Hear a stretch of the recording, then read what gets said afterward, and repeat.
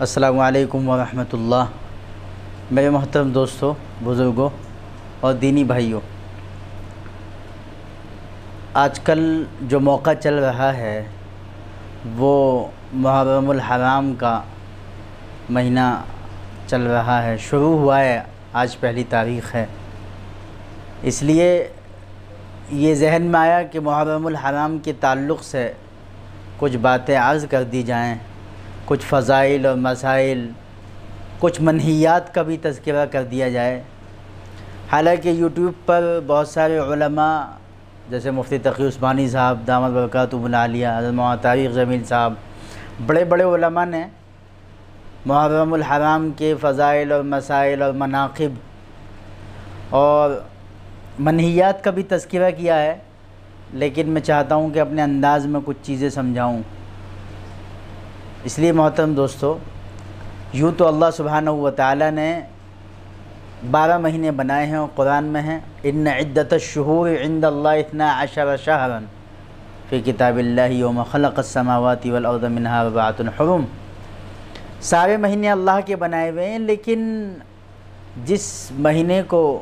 اللہ تعالیٰ جس مہینے کی نسبت اپنی جانب کر لیں وہ خود بخود معزز اور محترم بن جائے گا۔ مثال کے طور پہ خود قرآن نے کہا منہا 4 حرم، 4 مہینے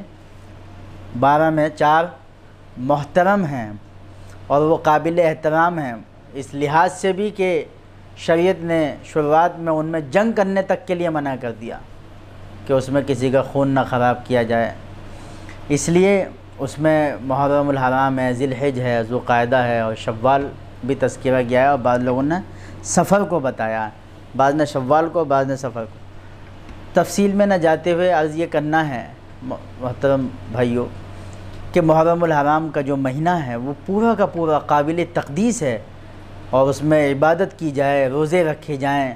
غریبوں کی مدد کی جائے۔ یہ مہینہ اس لیے ہے، یوں تو سارے مہینے ایسے ہیں کہ اس میں عبادت کی جائے، روزے رکھے جائیں، غریبوں کی مدد کی جائے، لیکن محرم الحرام میں اس کا لحاظ زیادہ کیا جائے اور مہینوں کی بنسبت۔ اس مہینے کے محترم ہونے کی ایک وجہ اور بھی ہے، وہ ہے اس میں جو 10ویں تاریخ آتی ہے عاشورہ، یوم عاشورہ، 10 محرم جو آتا ہے وہ، اس لیے کہ دوستو 10 محرم عاشورہ کا دن پہلے سے، جب سے اللہ سبحانہ و تعالیٰ نے اس دنیا کو وجود دیا ہے، جب سے 10 محرم یوم عاشورہ قابل احترام دن ہیں سارے دنوں میں۔ اور اس میں ایک بات یہ بتاتا چلوں کہ بہت سارے لوگ یہ سمجھتے ہیں کہ سیدنا حضرت حسین رضی اللہ تعالی عنہ جو نواسے رسول خدا ہیں، حضرت حسین کی شہادت یوم عاشورہ میں ہوئی ہے، تو بہت سارے لوگ یہ سمجھتے ہیں کہ اس وجہ سے یوم عاشورہ محترم ہے کہ اس میں حضرت حسین کی شہادت ہوئی ہے۔ تو یہ ایک غلط فہمی ہے، ایسا ہرگز نہیں ہے۔ حضرت حسین رضی اللہ تعالیٰ عنہ کی شہادت تو ابھی ہوئی ہے 1450 برس قبل، لیکن یوم عاشورہ تو پہلے سے مقدس اور محترم ہے۔ جی آئیے میں آپ کو یوم عاشورہ کی فضیلت اور اس کی اہمیت اور اس کی تاریخ کی طرف لے چلتا ہوں۔ سیدنا آدم علیہ الصلاۃ والتسلیم کی جو توبہ جس دن قبول ہوئی تھی، جب انہوں نے گندم کھا لیا تھا اور وہ دنیا میں آئے تھے، تو ان کی توبہ جو رو کے قبول ہوئی ہے وہ یوم عاشورہ کا دن تھا۔ سیدنا نوح علیہ الصلاۃ والسلام کی کشتی جودی پہاڑ پر جو جا کے رکی ہے وہ یوم عاشورہ 10 محرم کا دن تھا۔ سیدنا آدم علیہ السلام اپنی زوجہ محترمہ حضرت اماں حوا سے جو ملاقات ہوئی ہے ان کی مکہ میں، وہ بھی یوم عاشورہ 10 محرم کا دن تھا۔ اس طور پہ اور بھی اس کی بہت ساری تاریخ ہے۔ یونس علیہ السلام کو مچھلی نے جس دن پیٹ سے نکلا تھا اپنے، تو وہ بھی 10 محرم کا دن تھا۔ تو یہ 10 محرم یعنی یوم عاشورہ بہت سی فضیلت اپنے اندر لیے ہوئے۔ اگر میں زیادہ تفصیل میں جاؤں گا تو بات بہت بڑی ہو جائے گی، اس لیے میں تفصیل میں زیادہ نہ جاتے ہوئے بس آپ کو یہ بتانا چاہ رہا ہوں کہ 10 محرم میں کیا کام کرنے ہیں اور کیا نہیں کرنے ہیں۔ سب سے پہلے تو آپ خیال رکھیں اس بات کا کہ 10 محرم میں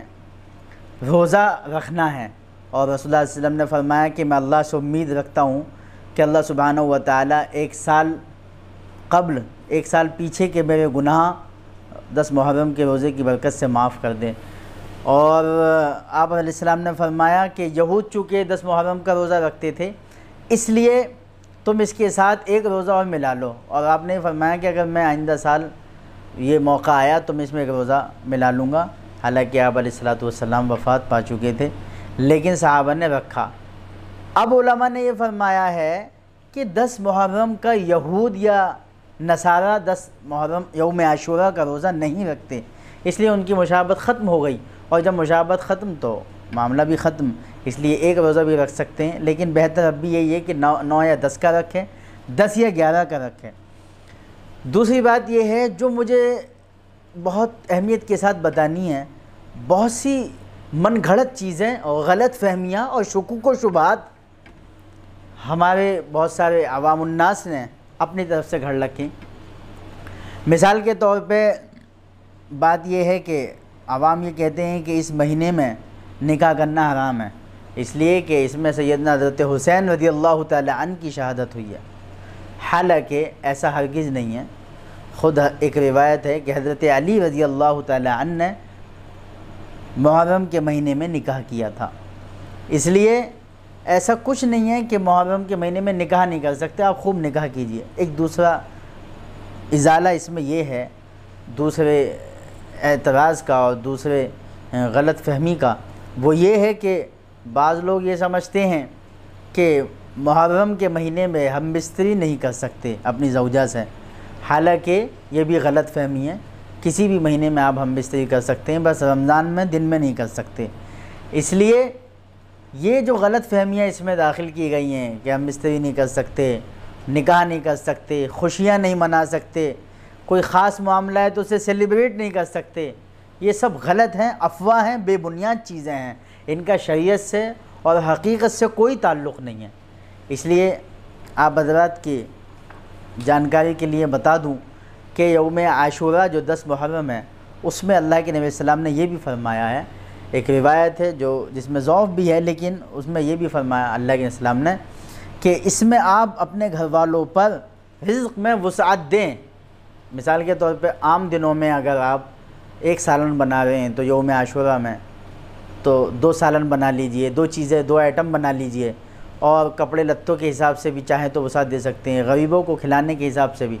اس میں خاص بات یہ ہے، یہ جو لوگ کرتے ہیں جگہ جگہ اسٹال لگا لیتے ہیں اور پورے دن شربت اور حلوے اور کھچڑے، جو یہ سب کرتے ہیں اس میں وہ اپنی نمازوں کو ضائع کرتے ہیں، رزق کی بے احترامی کرتے ہیں، یہ سب جو کرتے ہیں ان سے بچنا چاہیے، یہ غلط ہے۔ اس کے بمقابل آپ غریبوں کی مدد کیجئے۔ حدیث میں تو یہ ہے کہ تنفق یمینہ لا تعلم شمالہ، کہ آپ کا دایاں ہاتھ ایسے خرچ کرے کہ آپ کے بائیں ہاتھ کو علم نہ ہو، اور آپ دکھاوا کر کے دے رہے ہیں، لوگوں کو دکھا رہے ہیں، تو آپ کا اس دینے کا کوئی فائدہ نہیں ہے۔ اس لیے